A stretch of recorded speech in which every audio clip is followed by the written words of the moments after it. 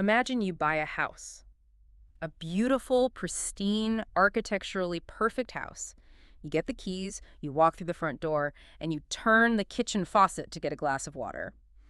And nothing happens. Right. Or you try to open the refrigerator and the handle just snaps off in your hand. Exactly. And slowly, with this creeping, sinking feeling, you realize you haven't bought a home at all. You've bought a Hollywood film set. It's just a beautifully constructed facade. Yeah, designed to look incredible on camera, but there is no plumbing.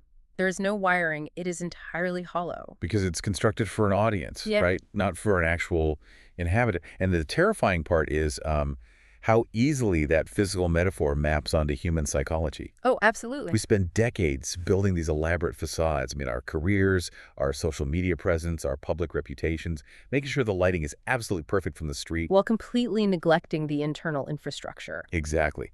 The infrastructure you actually need to live inside your own mind. And that is the exact tension we're pulling apart today. Whether you are commuting to a job that feels increasingly like a theatrical production, or, you're managing a team and wondering why your leadership feels so forced. Or if you're just intensely curious about how to cultivate a more authentic life. Right. This custom-tailored deep dive is built for you. We are pulling together this fascinating stack of sources, anchored by a central concept often referred to as the unperformed life. It's such a great framing. It really is. We are looking at military strategy, ancient texts, Zen philosophy, and historical case studies, all to figure out the ultimate blueprint for stopping the performance and starting to actually inhabit reality. Because the stakes here are incredibly high. We won't be just listing off philosophical quotes today. We're going to examine the actual psychological mechanisms at play here. We really need to dig into the why. Yeah, we need to understand why our brains default to this performative state, the severe collateral damage it causes in our private lives, and the specific mental frameworks required to dismantle that film set and start laying real bricks. Okay, let's unpack this. A natural starting point is our conventional idea of ambition, specifically how we view leadership. Right, which is highly performative. Completely. We have this culturally ingrained idea that a leader is someone who steps up to a microphone, projects a booming voice, and puts on the leadership hat. The savior executive. Exactly. But there is a framework from Douglas MacArthur, the five-star general, that completely inverts this. He lists the standard traits, confidence to stand alone, courage to make tough decisions. But then he defines the origin of those traits. Which is the crucial part. He says a true leader does not set out to be a leader, but becomes one by the equality of their actions and the integrity of their intent. It's the idea of accretion. MacArthur is describing a geological process rather than a theatrical one. Leadership isn't a destination you arrive at or a role you audition for. It's not a costume you put on. No, it is a byproduct. It builds up microscopically through the daily friction of making honest choices. And if we bring Simon Sinek's modern organizational psychology into the mix, we see the exact same architecture. Just from a different angle, right? Yeah. Sinek argues that a leader must be inspired by the people before they can inspire the people. So it requires this outward posture of profound receptivity. You have to allow yourself to be moved, to genuinely listen before you attempt to move anyone else. It's not a broadcast, it's a reception. Which perfectly complements MacArthur. MacArthur focuses on the internal character being forged quietly, and Sinek focuses on the external humility required to actually connect. Right, because if you walk into a room actively trying to perform the role of the visionary leader, you immediately block the receptivity Sinek is talking about. You can't listen to a room if you are solely focused on how the room is perceiving your performance. The mechanics of that actually remind me of trying to fall asleep. Oh, that's a good analogy. Think about the paradox of intention there. The more aggressively you quote-unquote try to fall asleep, the more impossible the task becomes. Right, you're lying there doing the math on how many hours you have left. Exactly. You lie there in the dark, squeezing your eyes shut, calculating how much rest you'll get if you lose consciousness right this second. The active performance of trying to sleep prevents the exact physiological state of sleep. You can't force it. You can only set the environmental conditions, turn down the lights, drop the temperature, and just let sleep accrete. Leadership operates on that same paradoxical neurochemistry. Aggressively performing excellence actively prevents it. What's fascinating here is that history provides a rather brutal case study of that exact backfire. In his analysis of power dynamics, Robert Greene details the life of Sir Walter Raleigh. The Elizabethan court, right. Yes, and Raleigh was a genuine polymath. This wasn't a case of someone faking it until they made it. He was a brilliant scientist, an accomplished poet, a daring sea captain, and a really savvy entrepreneur. So his excellence was objectively real. It was entirely real. But his life ended with a horrific fall from grace, culminating in a literal execution. Which raises the obvious question. If his talent was real and the excellence wasn't fake, why did the facade collapse? Because of how he wielded it. Greene's analysis points out that Raleigh's fatal flaw was the relentless display of his versatility. He imposed his brilliance on everyone around him. Ah, I see. Yeah, he made a massive show of his capabilities, assuming that demonstrating flawlessness would logically win him allies and secure his position. He thought human beings operate on a strict meritocracy of admiration. But human beings operate on emotion and ego. When someone performs their flawlessness so aggressively, it doesn't inspire the people around them. No, it acts as a mirror reflecting everyone else's inadequacies. Exactly. It breeds a very specific, silent kind of envy. And envy is a silent assassin in any organization or social group. When you appear to have no weaknesses, you leave absolutely no surface area for human connection. Because people connect through shared vulnerability, not shared perfection. Precisely. Raleigh alienated his peers because his performance of excellence made them feel small. Envy will always find a rationalization to tear down the perfect facade. So what's the takeaway? We just pretend to be bad at things. No, the lesson isn't to feign incompetence. That's just another type of performance. The demand is far more difficult. Excellence must be worn lightly. The person who quietly serves the daily needs of the group often wakes up to find they've been granted the authority they never actively demanded. Okay, so parading our virtues is dangerous. We have to drop the performance and let the character build quietly. But that introduces a massive logistical problem for a highly ambitious person. How so? Well, if we aren't supposed to be aggressively climbing the ladder and displaying our worth, what are we supposed to do with all that internal drive in the meantime? How do we psychologically survive the waiting period? That's the million-dollar question. The philosophical consensus points toward a radical reorientation to the present moment. Yeah. It is about stopping the fight against the season you currently occupy. The season of life? Right. One of the oldest frameworks for this comes from the book of Ecclesiastes. Specifically, the famous passage mapping out the seasons of the human experience. A time to weep and a time to laugh, a time to mourn and a time to dance. Which, honestly, people often read as a grim, deterministic shrug. A sort of, well, the universe is going to do what it does, so why bother trying? But reading it as fatalism misses the underlying psychological mechanism entirely.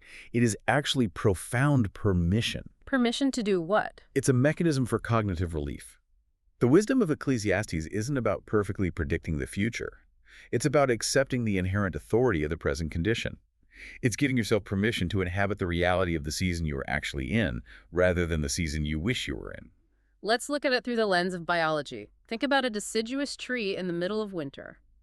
The tree drops all its leaves and pulls its energy reserves deep into the trunk and the root system. It goes dormant. Exactly. It isn't failing to be a tree. It isn't procrastinating. If that tree somehow decided it wanted to, perform summer and pushed out new green buds in the middle of a January freeze, the frost would destroy the cellular structure. The entire organism might die. Because the dormancy is an active, vital part of its life cycle. Yes. For human beings, fighting your season, insisting on dancing during a time of mourning, or forcing a massive career leap during a season meant for quiet preparation is just confusing our own anxious urgency with actual readiness. It's like wearing a heavy winter parka in the middle of July just because you really want it to be winter right now. That is a brilliant way to put it. And that biological metaphor translates perfectly into high-stakes modern environments. William Osler, one of the foundational figures of modern medicine, translated this ancient wisdom into a secular survival strategy for his medical students. Okay, what was his approach? He trained them to live in what he called day-tight compartments. Like the watertight bulkheads on a ship's hull? Precisely. Osler recognized that the human brain is a simulation machine. It's constantly dragging the heavy regrets of the past and the infinite anxieties of the future into the current moment. Which is exhausting. It is. When you try to process yesterday, today, and tomorrow simultaneously, the cognitive load causes the present moment to collapse. By sealing the bulkhead, by focusing entirely on the granular reality of the next 24 hours, You don't drown in the speculative waters of tomorrow. And sealing that compartment doesn't mean you lack ambition. The day-tight compartment is where the accretion of greatness actually happens. Right, because you're actually focused on the work. Look at Lionel Messi. He summarized his entire career trajectory by saying he started early, stayed late, day after day, year after year. He noted that it took him 17 years and 114 days to become an overnight success. The specificity of that number, 114 days, is so telling. Those 17 years were not a delay of his life. They were the substance of his life. The daily drills, the unglamorous conditioning. Yeah, that was the work of fully inhabiting a season of preparation without demanding the applause of a season of arrival. The preparation isn't inferior to the victory. The preparation is the only soil where the victory can actually take root. Let's be honest, though. Living in a day-tight compartment goes against our deepest neurochemistry. It really does. We are a species absolutely obsessed with the journey, with narrative. Stephen Pressfield touches on this when he talks about the hero's journey software installed in the human brain. We are biologically wired to seek the horizon. Dopamine is the chemical of anticipation. Exactly. It drives us to fill in the blanks, to pack up, move to a new city, find a new calling, and constantly seek the next chapter of the story. It is a profound tension. The deep human architecture of story is constantly pressing against the boundaries of an ordinary day-tight life. We inherently want to cast ourselves as the protagonist on an epic quest. But I want to introduce some friction here. We built civilization on that dopamine drive. Isn't having goals, traveling, and going on a journey a fundamentally good thing? It seems like it would be. Right. If we don't have a destination we are striving for, do we just sit frozen in a room forever? How does growth happen without a forward trajectory? Are we supposed to just sit still? This raises an important question, and it's the core paradox, beautifully dismantled by a parable from Anthony de Mello. In his story, a master observes that it is, tragically, easier to travel than to stop. Easier to travel. Yes. When his disciples ask why, the master replies that as long as you're traveling toward a goal, you can hold on to a dream. But when you stop, you are forced to face reality. Wow. That reframes the entire concept of a goal. We usually think of goals as the ultimate confrontation with a challenge, but de Mello is suggesting goals can actually be an escape hatch. They can be a highly sophisticated form of avoidance. Think about the psychological mechanism at play here. When you're constantly moving toward a future milestone, a promotion, a new degree, a different city, you get to project your identity into that future state. You tell yourself, I will be patient, fulfilled, and authentic once I get there. Exactly. The travel allows your ego to hide in the hypothetical. But when you stop traveling, the projection collapses. You have to look in the mirror and face the uncomfortable, messy, flawed reality of who you are right now, in this exact room. That's heavy. And the disciples in that parable push back exactly the way I just did, don't they? They ask how anyone can ever change without goals and dreams. They do. And the master drops a line that completely shatters the modern self-improvement industry. He says, change that is real is change that is not willed. Face reality, and unwilled change will happen. Unwilled change. That is a deeply disorienting concept because we are taught to aggressively engineer our lives. But de Mello is pointing to autonomic adaptation. When you stop performing the pursuit of the future and actually sit with the discomfort of your present flaws, that friction generates a profound internal shift. It changes your character organically? Yes, from the inside out, rather than just changing your job title or your zip code. Real transformation requires the radical bravery to simply stop moving. Taking your hands off the steering wheel is terrifying, though. You feel entirely out of control. This is where Thich Nhat Hanh's framework of reversible causality provides such a crucial bridge. It really softens the absolute terror of stopping. How so? Well, he observed that sometimes your joy is the source of your smile, but sometimes your smile is the source of your joy. Oh, I love that. The causality of human emotion and action isn't a one-way street. It's bidirectional. You don't have to sit frozen in a room, waiting for a massive wave of enlightenment to wash over you before you can act authentically. Action can precede emotion. You don't need to feel completely at peace to choose a peaceful response. Exactly. Sometimes the mechanical decision to be present, to simply offer a smile, triggers the physiological reality of joy. You can start installing the plumbing in the Hollywood pop house right now just by picking up a wrench and making a small, authentic choice, even if you don't feel entirely ready. And we have to start installing that plumbing because the private cost of avoiding reality is devastating. When we refuse to stop, When we spend our entire lives performing our virtues for an external audience, we exhaust our psychological reserves. And the people who pay the price are the ones closest to us. Always. Ryan Holiday shares a historical anecdote that highlights this tragedy perfectly. It's about Angela Merkel's father, who was a pastor in East Germany. Under immense pressure from the surveillance state. Immense. He served as a moral beacon for his congregation. He was known for his extraordinary compassion, his warmth, and this seemingly endless patience. But when he came home behind closed doors, he was a completely different entity. Let me guess. Stern and harsh. Deeply impatient. Merkel later reflected on the intense anger she felt as a child, watching her father pour boundless understanding into strangers, only to have zero grace left for his own children's mistakes. It is a catastrophic failure of sequencing. The father gave his absolute best self, the polished, patient, performed version, to the public sphere.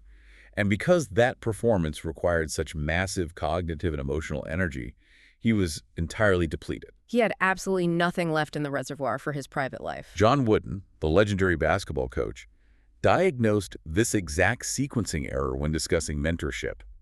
He noted that no written word or spoken plea can teach youth what they should be. They only learn from what the teachers actually are themselves. The congregation received the performative virtue. The children received the unrationed, exhausted reality of his character. Kids don't learn from the impressive books on your office shelf, and they don't learn from the booming, confident tone you use in a board meeting. They learn from the micro-interactions behind closed doors. They experience the raw data of your character. It brings us full circle to Douglas MacArthur's definition of leadership, specifically his requirement for the compassion to listen to the needs of others. We culturally assume those others are our employees, our followers, or the public. But the sequence demands that the others must first be the people sitting at your own kitchen table, the ones who will still be there long after the public performance ends. Here's where it gets really interesting. William Shakespeare captured this private discipline with the line, "Love all, trust a few, do wrong to none."